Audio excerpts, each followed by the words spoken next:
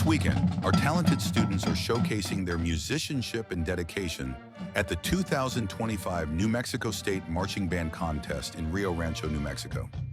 Representing Gadsden ISD with pride are Santa Teresa High School and Chaparral High School, performing among the best bands from across the state. This statewide festival brings together bands from diverse schools and communities, celebrating excellence, precision, and creativity on the field.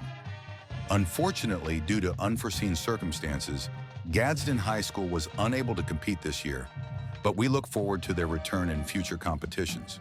To all our student musicians, directors, and families, thank you for your hard work, passion, and commitment to the arts.